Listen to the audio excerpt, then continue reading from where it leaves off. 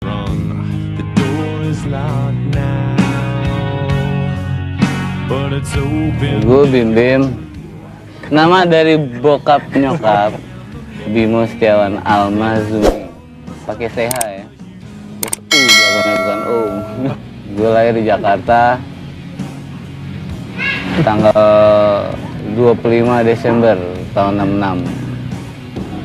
Gue anak kedua dari 4. Gue 2 cowok, abang gue cowok, adik gue cowok, terus yang bungsu cewek. Bokap gue namanya Sidarta Sumarno. Nyokap gue Bunda, tahu kan? Gue dari TK, SD, SMP di Percik sampai SMA. Sempet sih dulu di SMA 24, tapi dikeluarin gara-gara berantem. Terus balik lagi ke perguruan Cikini. Tahun 85 gue lulus dari sana. Di SD gue nggak pernah ribut kok. Cuman pas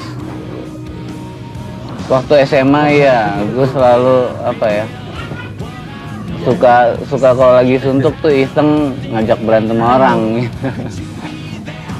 Gue pernah apa ya, gebukin orang di Senayan gitu.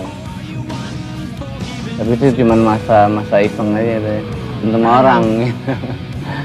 Dan gue selalu ingat setiap kali gue mukulin 7 orang, pasti gue digebukin sama orang sampai rubuh. Jadi ya semenjak itu gue jadi percaya kalau ada apa ya istilahnya, karma.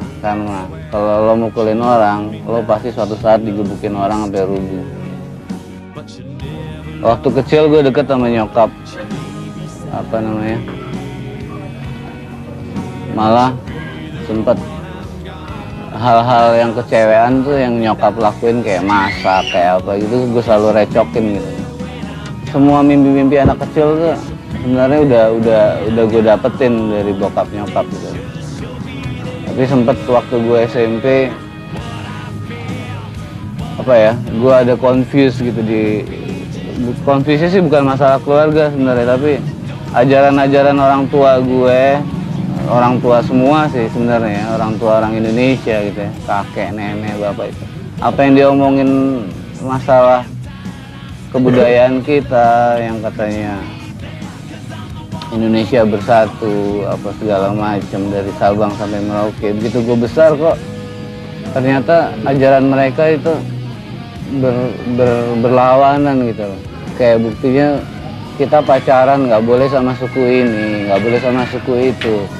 Ada apa sih? Banyak aturan yang sebenarnya katanya kita udah merdeka gitu. Tapi sistem feodal Belanda itu ternyata masih ada di orang tua kita gitu. Di situ pas gue mulai beranjak dewasa gitu, gue ngerasa kok sepertinya kenyataan hidup sama yang diajarin tuh lain gitu. Tapi begitu remaja gue lebih deket ke bokap, soalnya apa ya, bokap itu gue anggap, gue nggak suka baca buku gitu loh. Tapi dari setiap breakfast pagi itu kita ngobrol tuh, boleh dibilang bukunya gue tuh bokap gitu. Jadi banyak masukan yang gue terima dari dia. Gue masih inget namanya Dini. Apa sih? Ada apa? Katanya ule.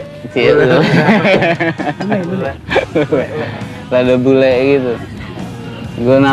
Gue suka sama dia tapi dia nggak tahu gitu. Akhirnya gue cari tahu nomor teleponnya, gue cari tahu rumahnya. Gue sempat datang ke rumahnya. Paling di rumah tuh cuman ngelihat pagarnya aja tuh rasanya udah asik gitu. And then gue coba telepon dia, gue coba merayu dia, tapi gagal.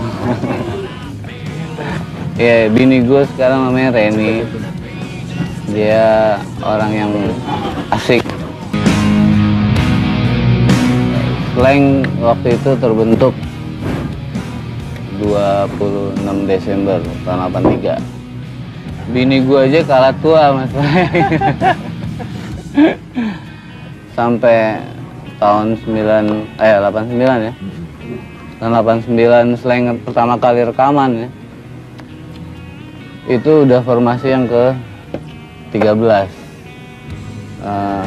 Angka sial sih, tapi malah laki gitu loh. Jadi malah di situ Slank bisa dapat kontrak rekaman.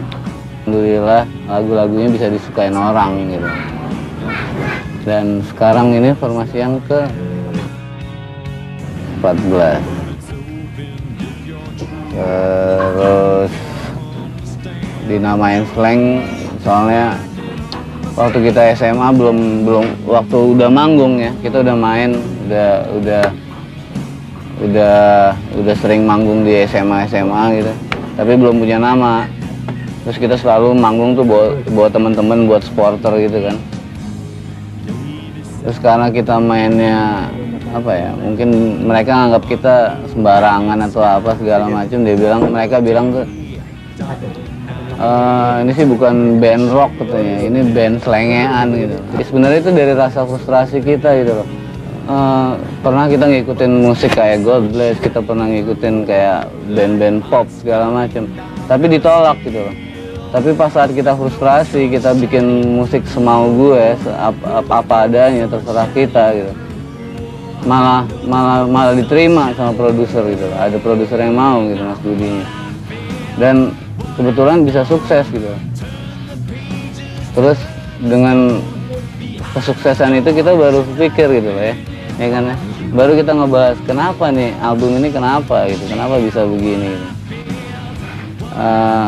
Dan banyak akhirnya sebagai apa istilahnya, kalau di industri musik kalau ada salah satu sukses baru akhirnya produser lain bisa ngebuka mata gitu bahwa sebenarnya masih banyak aliran musik lain gitu. Dan kita nggak pernah bilang aliran musik kita rock atau rock and roll atau apa, soalnya kita segala macam kita bawain gitu. Cuman kita punya benang merah, musik kita slengean gitu.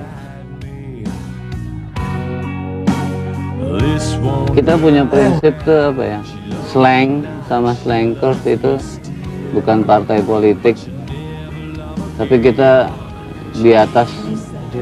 berdiri di atas semua golongan gitu. Jadi kita nganggapnya sih sebenarnya partai politik tuh hanya satu golongan gitu. Tapi kalau kita bangsa Indonesia, kita ngerasa bangsa Indonesia, kita berada di atas semuanya gitu. Dan sebenarnya dengan banyak bendera-bendera di partai-partai gitu, boleh dibilang sebenarnya misi kita nyampe ke mereka gitu loh, bahwa kita bukan satu golongan gitu, kita satu bangsa gitu. Kalau kita masih didengar, kalau kita masih punya umur, masih dipercaya, ya soalnya itu juga salah satunya, selama Republik Indonesia ada, Slank nggak bakal bubar kan. Jadi kita concern banget gitu sama Republik Indonesia gitu.